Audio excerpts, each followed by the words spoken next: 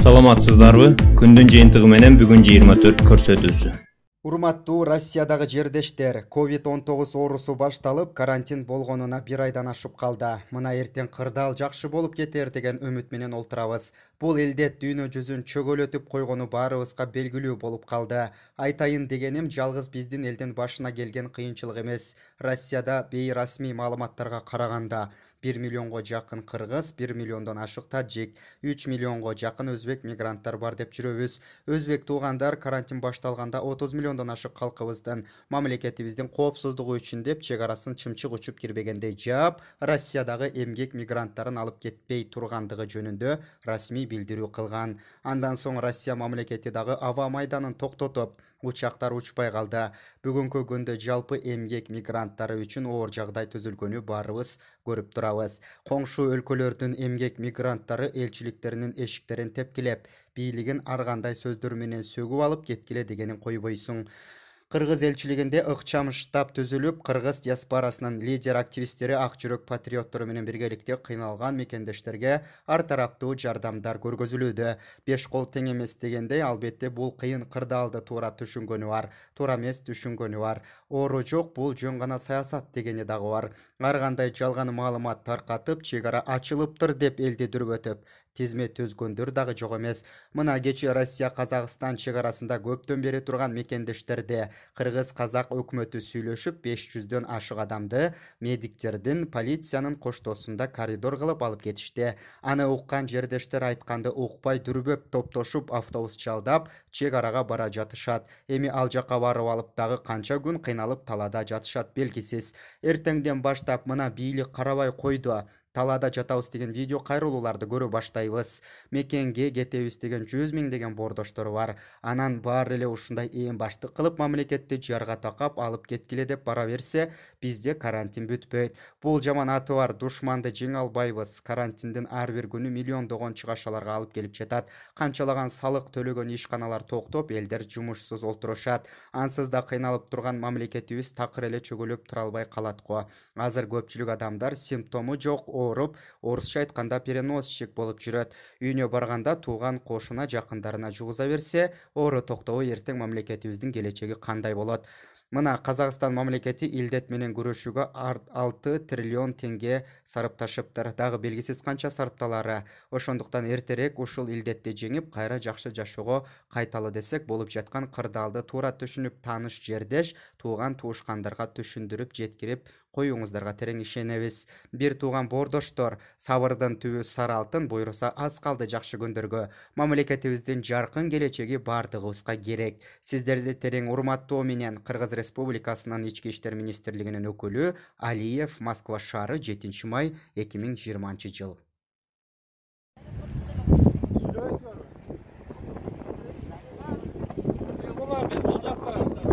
Мамлекеттен бир сом бир тыйын сурабай элебиз. Ол жакта өзүбүздүн күчүбүз менен өзүбүз автобус жалдап коридор ачып бергилесе, ошого мүмкүнчүлүгүңөр жетпей да силеринчи. Силерде кыргыз деген намыс барбы?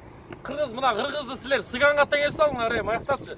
Кыргыз деген намыс, патриоттук сезимдерди ойготкулайчы. Жигиттер, Кыргызстанда депутаттар мейли, силер уктап калсыңар. Биздин патриот жигиттер ойгонгула. Ким дагы? Аксакалдардан.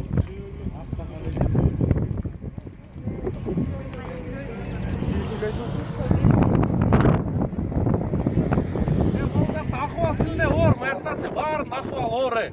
Оюнда барлар бар, биякта буту сынган, балдак таянып жүргөн бир туугандарыбыздар бар. Ачка ток мол жакта талаада калдык, чын элечи. Бизчи кеткенге мүмкүнчүлүк, өзүбүздүн мүмкүнчүлүгүбүз бар. Бирок бизге жол тосулуп атат. Кереги жок. Жол ачып берсин, 2 айдан бери жаптык мынакей. Аэропортто билет менен турасың, эмне бир сом сурап атасың, алып эле кетсин, жолду ачып берсин. Жолду ачып берсин, биз кетели. Кете сарсан болуп бүттү. Кайрас 100 сом акча жок, эчтекебиз калбады. Бөтөн элде түбөк кылмагыла, кыргыздын намысын чүрбөгүлө.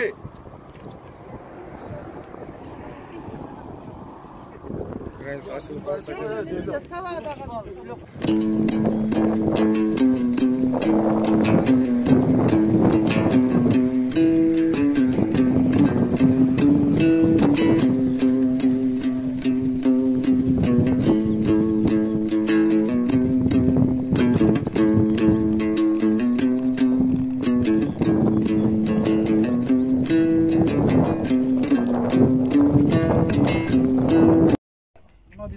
балдар, bir 80 çaklı şopurlar turат.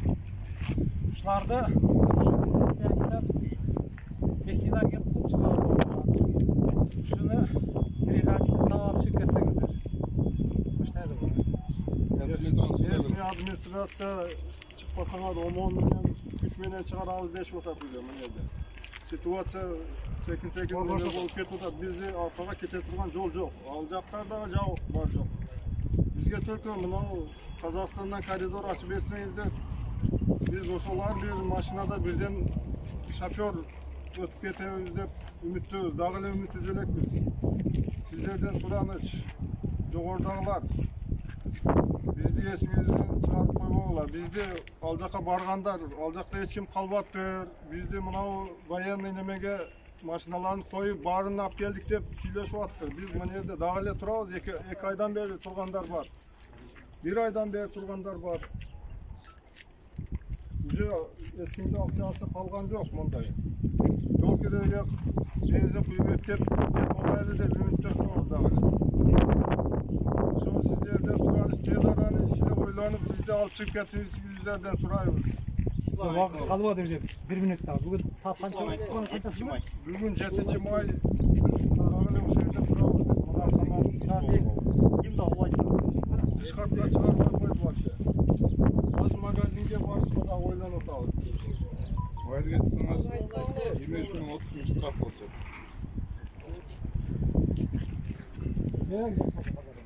Kela söylep koyarlar valla. Ошондой эл өткөндө 5-майда автобустар жөнөтүлгөн. Ал жака бүт берде боюнда бар аял кишилер гана кетти. Бул жерде жалаң водительдер калды. Водительдердин көпчүлүгүн даже бензин куюп кеткен акчалары түгөнүп баштады бул жердечи. Бул жерде тамак аш же башка жатакана жардам бере турган адам жок бул жерде. Бизге бирдеке үмүт кылып, сөз кылып айткан адам жок берде. Посол да келип бирдекени айткан жок бизге жакшы. Постун маселесин чечип берсеңиз жакшы болот бизге. Анткени бул жерден кубалап баштады бизди уже. Амондор менен кубалайбыз деп атат. Город уже карантинге алынды деп атат. Артка жол жок. Монча адам турат ушул жерде. Ушул адамдардын убалына калбай чоңдор жакшы үмүт күтүп отурабыз ушул жерде силерден.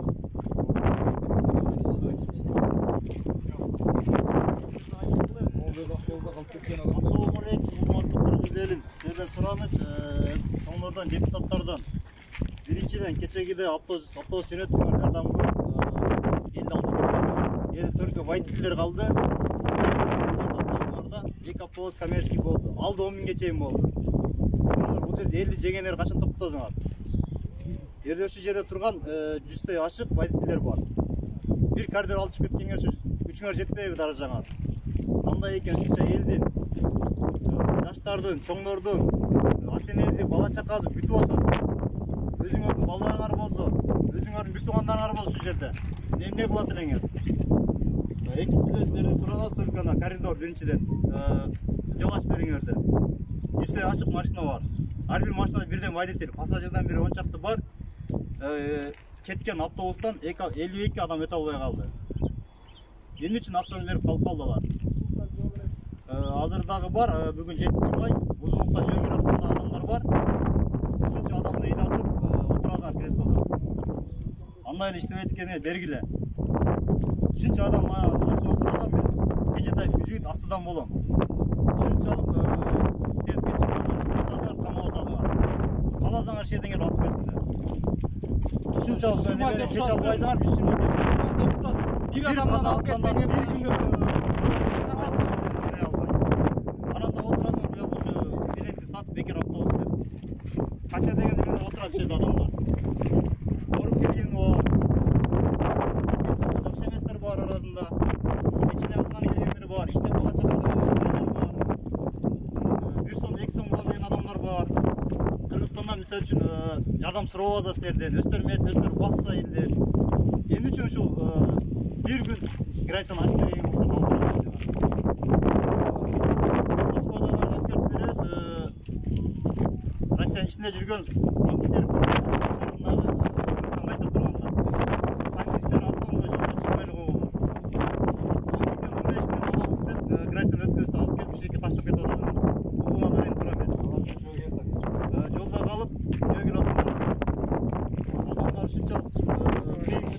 атасыңар да.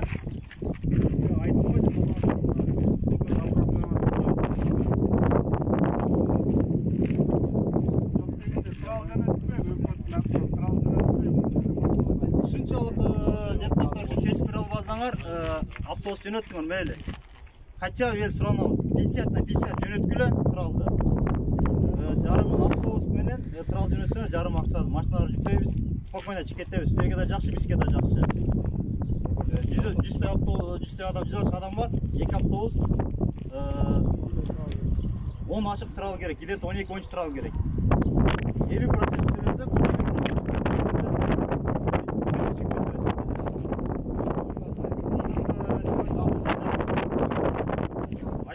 Оренбург шаарынын Селойский районундагы администрация келип жерден стемпелеп чыгып атат. Аяк барсаң ошо Самара барсаң ошокто жол жок, аркага кете албайсың Колияга. Границага кетсең да жол жок. Каяк барат ушунча турган кыргыз эли. Берген акчаңар 160 миң. Дагы бердик дейт. Консулы келди, эчтеке жок, пайда жок. Иштебей турган адамдар болсо, иштей тургандар бошотуп берсин местасын. Ошол кылган консулдун ишин лично мен да кыла алам. Диплом жок болсо дагы. Менин да башым жетет ошого. Жолду ачып берип койгула.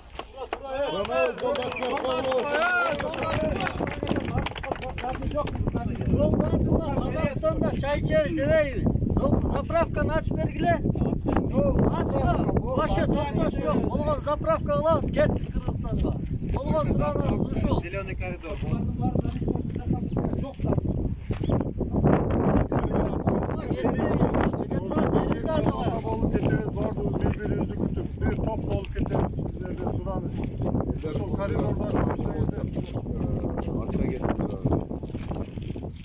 Только заправка болды. Булган эле заправка керек, башка эчтекен кереги жок. Чай деле ичпей айдайбыз. Жолду эле ачып бергиле.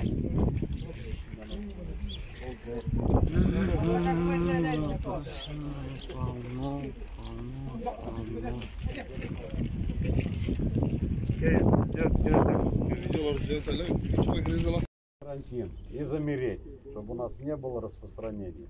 Поэтому всем совместно сейчас поработать, заводить машины и перебираться за округ куда-то, куда, в общем-то, есть возможность у вас. Сейчас, соответственно, правительство по Бишкеку, те, кого вернули на автобусах, сейчас автобус там подойдет до обеда, решается о перевозке их на приграничную территорию, определяет правительство области.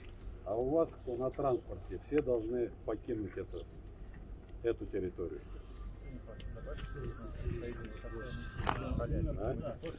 Да, и халяль закрывается тоже, даже на вынос. Вся хозяйственная деятельность там тоже не будет работать, кафе. Даже на вынос она тоже, в связи с введением карантина, она также закрывается. А у кого транспорта нет? Но у кого транспорта нет, вот, к сожалению, вот эти все нестыковки, когда все это валом идет сюда, да, трудно все это предусмотреть. Кое-что получается, в городе с отправки там частично двинули, но не все захотели уехать. Вот предлагали на территории воинской части вот транспорт можно было поставить и всем уехать. Предлагали. Но все равно остались, все равно. Дошло дело до карантина. Если позавчера у нас было 25, то вчера уже у нас за 2 дня вот 54 случая. И все это очаги. Вчера, знаете, 8 человек увезли, только вот гостей положили наши. И эти очаги, они непонятно где. И вроде их это делаем мазки там и проверяем, но прибывают, потому что есть возможность здесь сидеть, есть возможность сдать. Правительство на высшем уровне. Вы знаете тоже, как медленно это все решается. Пока вот эти действенные меры не будут нами здесь на местах приняты, не пускать, все, закрывать вот это вот, потому что это невыносимо будет сейчас. И болезнь развиться, и еще хуже будет. Поэтому вот такое постановление, все объекты. Ассаламу алейкум, кыргыз элим, кандайсыңар? Бир туугандар, жакшысыңарбы? Бүгүн 07-2020 7 май Мына кыргыздар жанагы Оренбург облусунда калып кеткен кыргыздар. Кыскасы же ар эмес же бер эмес боло албай орто жолдо калып кетти. Же аяк өтө албай атабыз, же бияка кете албай атабыз. Же тамак аштан жок, эйин тала суу жок деген. Эчтеке жок. Барлыгын курсактар ач, жегенге эчтеке жок, нан жок же башка нерсе жок. Туугандар, бийликтегилер карап койбойсуңарбы? Биякта бир 80 адам бар, 80 адам бар, бийликтегилер. Биякта жата бербей карап койгулачы.